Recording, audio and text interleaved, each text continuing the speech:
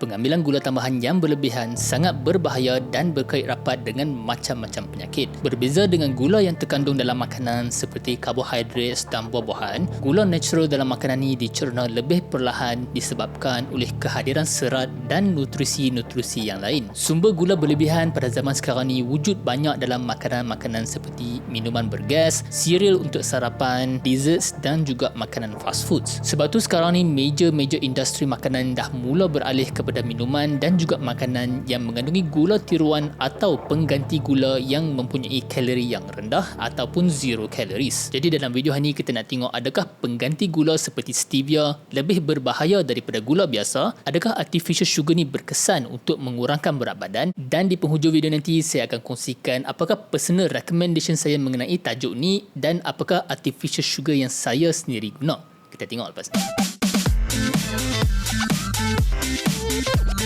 Assalamualaikum guys, what's cracking, back with another video. Okay guys, pengganti gula ataupun sugar substitute ni ada beberapa jenis yang diluluskan oleh FDA. Antara gula yang kita selalu dengar adalah seperti aspartame, sucralose, saccharin, ACE, potassium, stevia dan juga monk fruit. Selalunya pengambilan gula tiruan ni diambil dalam kuantiti yang sangat sedikit disebabkan ia sangat manis berbanding dengan gula biasa. Contoh, kalau kita selalu tengok pesakit kencing manis, dia selalu guna gula jenama equal yang menggunakan aspartame, di mana aspartame ni adalah 200 kali ganda lebih manis berbanding dengan gula biasa. Dan di US kalau kita tengok jenama-jenama famous adalah seperti Sweet and Low dan juga Splenda, di mana dia adalah 600 kali ganda lebih manis daripada gula biasa dan dia sangat stabil dalam suhu yang tinggi. Jadi gula-gula macam ni sesuai untuk buat kek dan untuk memasak. Macam stevia pula, dia punya manis dia adalah di antara 200 hingga 400 kali ganda lebih manis berbanding dengan gula. Cuma dengan stevia ni sometimes dia ada aftertaste rasa pahit-pahit dekat hujung tu yang mungkin ramai orang tak apa suka. Jadi next kita nak tengok adakah artificial sugar ni berkesan untuk mengurangkan berat badan dan juga selamat untuk digunakan untuk jangka masa yang lama. Sebenarnya terdapat beberapa kajian yang menunjukkan pengambilan gula tiruan ni boleh menyebabkan risiko untuk orang tu makan dengan kadar yang lebih banyak, serangan jantung, kencing manis dan juga stroke. Cuma guys, dalam kajian ni ada satu fenomena yang boleh terjadi iaitu dikenali sebagai reverse causation.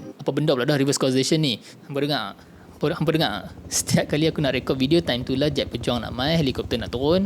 Okay guys, reverse causation ni basically bermakna memandangkan kajian ni menggunakan subjek-subjek yang dah memang mempunyai berat badan berlebihan, mempunyai sedentary lifestyle ataupun gaya hidup yang tak sihat. Jadi mereka ni dah pun terdedah kepada risiko untuk kena semua penyakit tersebut. Dan memandangkan golongan ni akan menggunakan gula-gula tiruan ni untuk mengurangkan berat badan, tidak bermakna yang gula tiruan ni menyebabkan semua penyakit tersebut. Ada juga satu kajian yang dilakukan yang membandingkan diet soda yang zero calories dengan regular punya soda, air kosong versus regular soda, dan diet soda versus air kosong. Kajian mendapati diet soda ni lebih baik daripada regular punya soda dari aspek berat badan dan penyakit. Air kosong lebih baik berbanding dengan regular punya soda, of course macam kita expect, dan perbezaan diet soda dan air biasa ni tak ada perubahan yang signifikan. Berdasarkan banyak kajian, subjek yang menggantikan regular sugar ataupun gula biasa dengan artificial sugar ni, dia mengalami penurunan berat badan yang ketara dan mampu menstabilkan paras gula dalam darah. Secara amnya, artificial sugar ni dikategorikan sebagai selamat dan berkesan untuk mengurangkan berat badan apabila diambil dalam dos yang disyorkan. Walaupun ada sesetengah kajian menunjukkan kesan tak elok dalam tikus, kebanyakannya tidak dapat direplicate atau dilihat dalam kajian manusia. Sebab selalunya dalam animal punya studies, saintis akan menggunakan dos yang beratus kali ganda berbanding dengan dos dalam manusia. Dalam mengambil artificial sugar ni, ada dua golongan yang kena berhati-hati. Golongan pertama adalah dos yang mempunyai penyakit phenylketonuria. Mereka ni adalah satu penyakit keturunan yang agak rare di mana mereka ni tidak boleh metabolize gula aspartame. Jadi orang-orang macam ni kena berhati-hati dengan gula aspartame ni. Golongan kedua adalah mereka yang mempunyai IBS ataupun inflammatory bowel syndrome. Orang-orang yang ada IBS ni kadang-kadang apabila mengambil gula jenis sorbitol ataupun alkohol punya sugar ni boleh menyebabkan simptom dia makin teruk. Personally, saya menggunakan Pulse Sweet yang menggunakan aspartame sebagai sugar substitute dia. Majority of the time saya menggunakan satu sachet yang dicampur dengan kopi O saya, yang saya suka sebab dia tak ada aftertaste yang pahit-pahit tu. Alternatif lain yang agak okey juga adalah seperti stevia dan juga monk fruit yang saya akan tinggalkan link di bawah kalau anda nak cuba. Jadi daripada semua information yang kita dapat daripada video ni